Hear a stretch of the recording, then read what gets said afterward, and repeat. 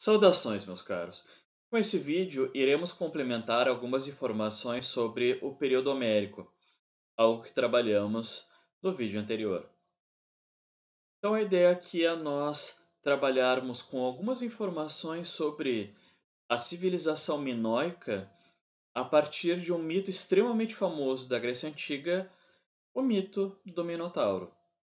Então, ao longo desse resumo que eu preparei sobre essa história, eu apontarei algumas características que aparecem nessa ficção, nessa criação dos gregos, ah, alguns elementos que fazem parte da história da civilização minoica.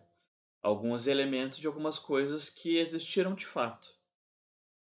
Então, esse mito, em resumo, ele é uma mistura de elementos religiosos, de elementos ficcionais dos gregos, mas é uma ficção baseada em coisas que existiram.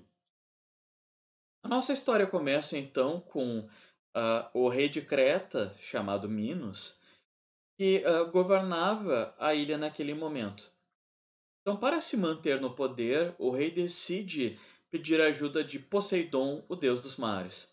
Ele faz uma proposta para Poseidon, para que o deus enviasse um touro para ser sacrificado em honra dele e, ah, em troca, Minos seria fortalecido pelo deus para se manter no poder.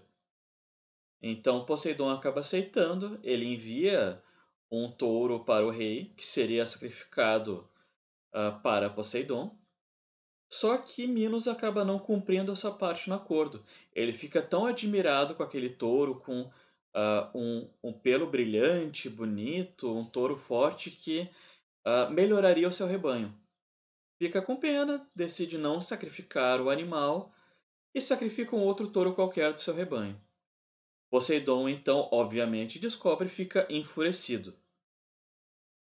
Como vingança, então, Poseidon decide fazer com que a esposa de Minos, Pasífae, se apaixonasse pelo touro.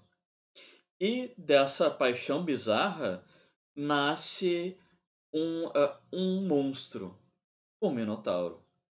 Como aparece aqui nessa imagem de um vaso grego, representando Pasífae, segurando o seu filho bastardo, o Minotauro, um ser metade touro e metade homem. Então, o que nós podemos tirar daqui já? Sim, a Creta era realmente governada por reis, reis que eram conhecidos como Minos. Então, Minos, na verdade, não era o nome de um rei, mas era o título dado aos reis de Creta, que realmente existiram. Então, Minos, voltando à história, teria ficado extremamente envergonhado pela traição da mulher e ao mesmo tempo com medo de eliminar aquele monstro. Qual é a solução que ele toma? Aprisionar o Minotauro em um labirinto embaixo de um palácio. Aqui temos outro ponto que se relaciona com a história de fato. Ah, Aqui nós temos a imagem a partir de uma reconstituição de como seria o Palácio de Knossos, que era o centro político de Creta, da civilização minoica. Então nós vemos aqui uma rede complexa de prédios. Aqui embaixo nós temos uma imagem das ruínas. E a partir dessas ruínas, alguns historiadores montaram uma planta de como seria de fato esse palácio. E ele tem realmente o aspecto de um labirinto, com vários caminhos, com caminhos complexos. Então a ideia do mito de um labirinto em Creta tem relação com a própria arquitetura desses palácios. Alguns anos depois desse nascimento bizarro, o reino de Creta acaba entrando em conflito com o que era a pequena cidade de Atenas naquele momento. Mesmo com a morte de um dos seus filhos, o rei Minos consegue vencer. Então Atenas, naquele contexto, seria obrigada a pagar a enviar um tributo periodicamente para Creta. Esse tributo seriam 7 rapazes e 7 moças que seriam entregues para o Minotauro, para que ele saciasse a sua fúria.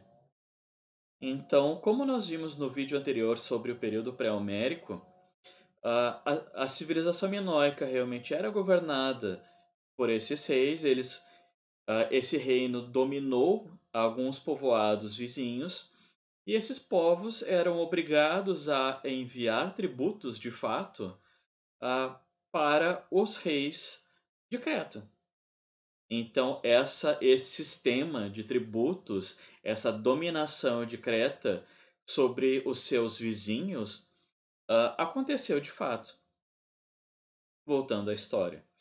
Então, alguns anos depois do começo desses tributos, surge um herói, um filho dos deuses, que que decide se voluntariar como tributo, com a ideia de, com a sua força, eliminar o Minotauro. Esse herói é Teseu, e logo que ele chega em Creta, ele acaba conhecendo uma das filhas de Minos, Ariadne, que acaba se apaixonando por Teseu e tem uma ideia para ajudá-lo a derrotar o Minotauro dentro do labirinto e conseguir sair daquela confusão em segurança. Qual era a ideia? Ela entrega para ele um novelo de lã e diz: olha, tu vai, à medida que tu vai entrando, tu vai largando, vai soltando esse novelo, e na hora de voltar é só seguir a os traços, seguir o caminho do próprio novelo, do fio de lã. Teseu então segue essa estratégia, entra no labirinto e, com a sua força heróica, derrota, elimina o Minotauro e consegue sair em segurança, feliz e contente, e voltar para Atenas. Então, a partir desse mito, nós podemos encontrar algumas características da Grécia pré-homérica, da Grécia dentro da civilização minoica. A questão da monarquia, o título desses reis, a crueldade, a dominação dos reis minoicos diante dos povos conquistados, a questão dos tributos, enfim. Então, o mito acaba se relacionando, complementando algumas questões históricas. Ficamos por aqui então. No próximo vídeo sobre a Grécia Antiga falaremos já do período homérico. Bons estudos, abraço!